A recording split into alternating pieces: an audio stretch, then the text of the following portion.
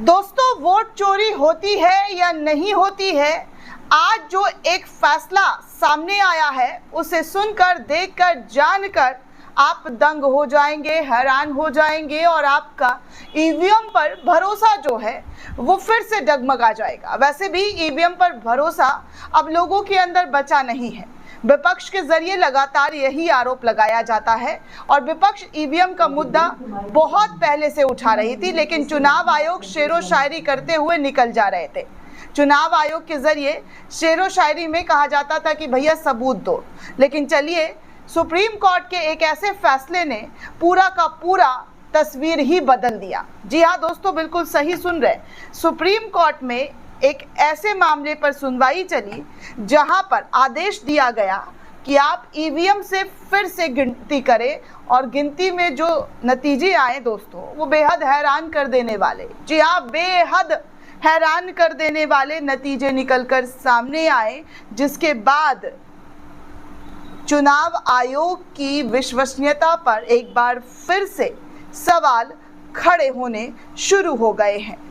दोस्तों, हिंदुस्तान लाइव की छपी हुई ये रिपोर्ट चीख चीख कर बयां कर रही है कि कैसे ईवीएम से डाले गए जो वोट थे, सुप्रीम कोर्ट के आदेश के बाद जब दोबारा काउंटिंग हुआ तो पूरा का पूरा चुनाव ही पलट गया दोस्तों। जी हाँ, पूरा का पूरा सरपंच चुनाव का नतीजा जो है वो पलट कर रख गया। क्या है पूरा मामला, क्या है पूरी जानकारी, पूरी रिपोर्ट में आपको बताने वाली हूं। वीडियो को आखिर तक जरूर देखिए दोस्तों और लोगों तक भी जरूर शेयर कीजिए ताकि जो लोग नींद में सोए हुए हैं उनकी नींद टूटे, उनकी नींद खुले और एक सच्चे नागरिक की तरह सवाल पूछे, जवाब मांगे। दोस्तों, ये सुप्रीम कोर्ट में ये सब कुछ हुआ दोस्तों। भी हमने देखा था कि ईवीएम को लेकर जगह जगह पर विरोध हुआ था। जी हाँ, जब चुनावी प्रक्रिया शुरू हुई थी, वोटिंग प्रक्रिया शुरू हो रही थी, तो लोगों ने ईवीएम को तोड़ दिया, जला दिया, विरोध किया, ये सब कुछ हमने देखा। लेकिन इसके बावजूद भी चुनाव आयोग ने हर चीज़ को नज़रअंदाज किया। लेकिन अब जी हाँ, देश में पहली बार सुप्रीम कोर्ट ने खुद अपने परिसर में इलेक्ट्रॉनिक वोटिंग मशीन मंगवाकर हरियाणा के पानीपत जिले के बुआना लाखू ग्राम पंचायत के सरपंच चुनाव की मतगणना करवाई। इस पुनर्गणना के बाद नतीजे जो है वो पलट गए और मोहित कुमार को निर्वाचित सरपंच घोषित कर दिया गया। आपको बता दें दोस्तों कि 2 नवंबर 2022 को, जी हाँ, जब सरपंच का चुनाव हुआ था तो इसके नतीजे आए थे और 2 नवंबर 2022 को जैसे ही ये नतीजे आए थे उसके बाद कुलदीप सिंह को विजेता घोषित किया गया था। मोहित कुमार ने नतीजे को चुनौती दी और अतिरिक्त सिविल जज यानी कि सीनियर डिवीज़न सह इलेक्शन ट्रिब्यूनल पानीपत में याचिका दाखिल कर दी। उन्हें इस नतीजे में संकोच था, उन्हें ये नतीजा सही नज़र नहीं आ रहा था। 22 अप्रैल 2025 को ट्रिब्यूनल ने बूथ नंबर 69 की पुनर्गणना के आदेश दिए, जिसे 7 मई 2025 को डिप्टी कमिश्नर सह इलेक्शन ऑफिस द्वारा किया जाना था। 1 जुलाई 2025 को पंजाब एवं हरियाणा हाई कोर्ट ने ट्रिब्यूनल का आदेश रद्द कर दिया। इसके बाद मोहित कुमार सीधे सुप्रीम कोर्ट का दरवाज़ा खटखटाते हुए नजर आए, सुप्रीम कोर्ट पहुंच गए।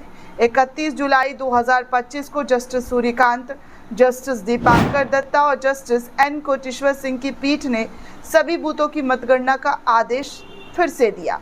आदेश में कहा गया कि डिप्टी कमिश्नर और पानीपत के जिला निर्वाचन अधिकारी सभी ईवीएम को 6 अगस्त सुबह 10 बजे सुप्रीम कोर्ट में लाएं और अदालत के रजिस्ट्रार द्वारा पुनर्गणना की जाए। मतगणना की पूरी प्रक्रिया की वीडियो रिकॉर्डिंग के भी आदेश दिए गए थे। इस दौरान दोनों पक्षों के प्रतिनिधि भी वहां पर मौजूद रहे।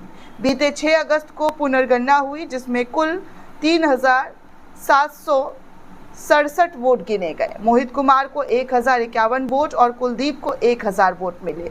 बाकी बचे वोट अन्य उम्मीदवारों को गए।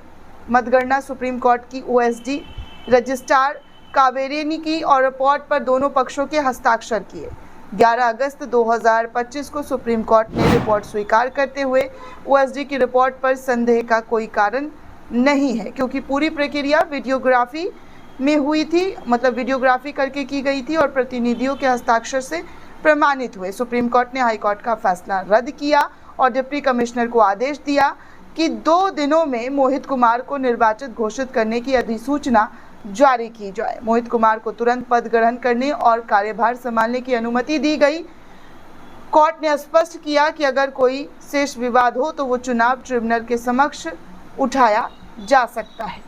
दोस्तों, अब आपके सामने है कि क्या और किस तरीके के नतीजे सुप्रीम कोर्ट में वीडियोग्राफी के दौरान रिकॉर्ड हुए।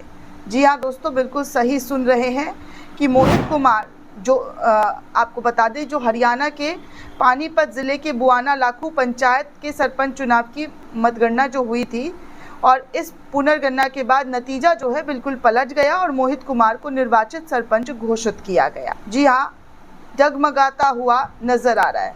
अब देखिए, हालांकि बहुत सारे मीडिया आउटलेट्स ने इन खबर को नहीं छापा, आज तक जैसे लोगों के ज़रिए ये खबर नहीं छापी गई, लेकिन दोस्तों कुछ चैनल्स हैं, कुछ पोर्टल हैं जिनके ज़रिए इस खबर को छापा गया, जिनमें हिंदुस्तान की आर्टिकल मैंने आपको पढ़कर बताई और एनडीटीवी ने ही भी छापा है, लेकिन आज तक एबीपी न्यूज़ चैनल जैसे लोगों के ज़रिए इस तरीके की खबर नहीं छापी गई। खैर, आपको एनडीटीवी का ये हेडलाइन भी दिखा दूं कि एनडीटीवी ने इस खबर को कैसे और क्या छापा है। एनडीटीवी छापता है कि पानीपत सरपंच विवाद मामला, सुप्रीम कोर्ट ने मंगवाई ईवीएम और वोटों की हुई गिनती, फिर बदले चुनाव परिणाम।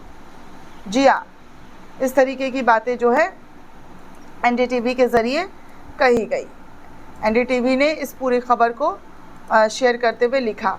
बाकी हिंदुस्तान लाइव की जो मैंने आपको खबर दिखाई है वो आपके सामने है, और कुछ ऐसे एक आध पोर्टल हैं जिन्होंने भी इस खबर को छापा है और लिखा है कि पकड़ी गई ईवीएम की चोरी और क्या नाम है, इस हस्तक्षेप करके कोई वेब पोर्टल है और उसमें लिखा गया कि पकड़ी गई ईवीएम की चोरी, सुप्रीम कोर्ट ने मांग ली, दोबारा मतगणना पर लगा दी रोक। इस तरीके की बातें जो है इन पोर्टल के ज़रिए छापी गई है। अब आपके सामने है दोस्तों कि जो बात, जी हाँ, जो बात उठाई गई है उस बात की पूरी तरीके से जांच होनी चाहिए, उसकी सत्यता की जांच होनी चाहिए, ताकि लोगों का भरोसा जो है चुनाव पर बना रहे। नहीं तो ऐसे में चुनाव कराने का कोई फ़ायदा नहीं है।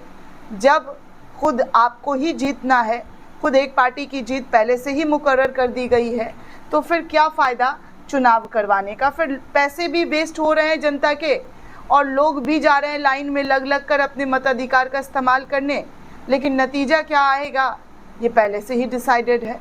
तो ऐसी चीज़ों पर रोक लगना चाहिए। और भारत एक मजबूत लोकतंत्र देश है और लोकतांत्रिक देश में इस तरीके की धांधली की कोई जगह नहीं होनी चाहिए। मेरे अकॉर्डिंग तो दोस्तों ऐसी चीज़ें नहीं होनी चाहिए जो कि पूरी तरीके से लोकतंत्र की नींव हिला दे। दोस्तों, आपको क्या लगता है हमें कमेंट करके ज़रूर बताइएगा। साथ ही साथ चैनल को ज़्यादा से ज़्यादा लाइक, शेयर और सब्सक्राइब करना बिल्कुल भी ना भूलें। शुक्रिया दोस्तों।